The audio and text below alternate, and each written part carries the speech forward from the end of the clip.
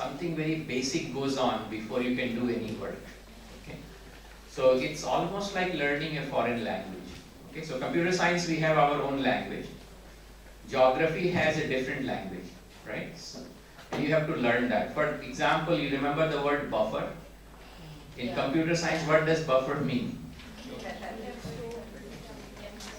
Something very different, right? You are buffering in memory, temporary storage or copy. But in geography, it meant completely different. It was essentially a area around a polygon or a river or a point, right? So very first thing that goes on in interdisciplinary interaction is to learn the language, right? And there are different ways to learn it. You can certainly take a basic course or read a book or read Wikipedia, or hopefully this course will do a little bit of that. Or even better is to have a partner, because when you see new things, you can quickly ask them. And as I told you, since I didn't have any formal coursework, I had to resort to the other one. So I learned a lot from people like Michael Goodchild, Robert Bob McMaster in our university. When I first saw spatial autoregressive model, it just was very appealing, but I had no idea what it was. And I called Bob saying, Bob, have you ever seen it? And he said, okay, my friend Dan Griffith in Syracuse used to do that, call him, right? So this is very first thing that happens, number one, okay? The second thing you have to do in interdisciplinary research is to develop a good relationship. I mean, what I'm telling you is very non-technical things, but that's very important, okay? And in a good relationship, most important thing is mutual respect and trust. Because they may say things which may not make sense to us because our perspectives are so different. But so that's the first thing. You have to have face time and eye contact and walk in their shoes a little bit, go to their conferences, different cultures. So those things are important, and then the real work starts. Okay? Then the real work starts. But the main fascination that I had, which is both challenge and opportunity, is that a lot of computer science theory was developed for what I call cyber world.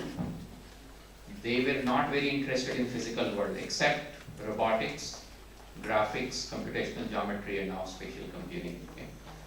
So many times your preconceived ideas, you need to check your assumptions.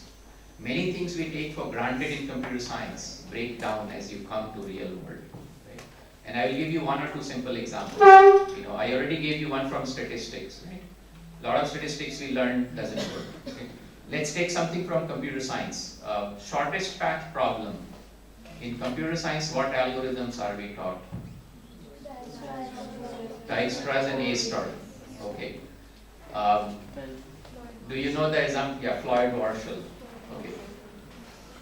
So, they all make this assumption about dynamic programming principle, right? That, subpath optimality and so on. Dijkstra, you also know the assumption that negative costs are not going to help you and so on. When you come to this world, a lot of those assumptions may not hold. You have to realize that. Okay. So to give you an example, bicyclist or pedestrian, when they walk around in a city which is hilly, they prefer flatter paths. Okay. And now if you try to model the change in elevation, downhill is maybe negative cost and uphill is positive cost. Now suddenly you got negative cost, and Dijkstra may not help you. And do you know in operations research what algorithm they use for shortest path? Anyone? Some of your algorithms folks might know that. Label correcting algorithm, anyone heard of it?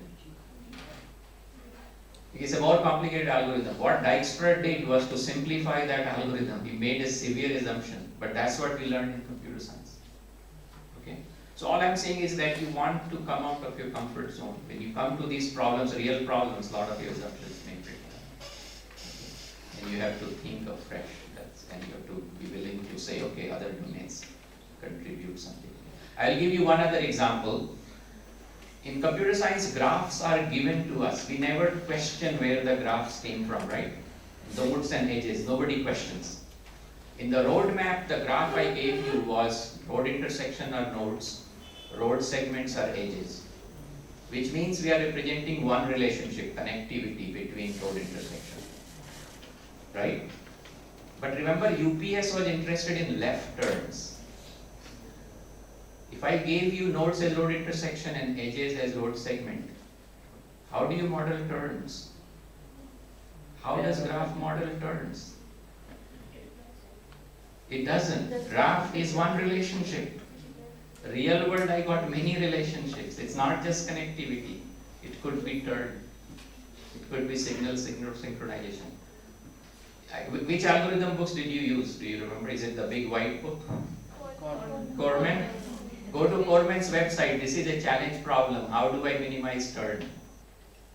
But you talk to civil engineers and geographers, it's a trivial problem. But in computer science, for us, graph is God given. Okay? If you want to model turn, it's a different graph, where edges are nodes and turn relationships are edges. So all I'm saying is that, in interdisciplinary research, you need to be having a partner, listen to them, and so those are the things that. All right, let's work on this review quiz and then.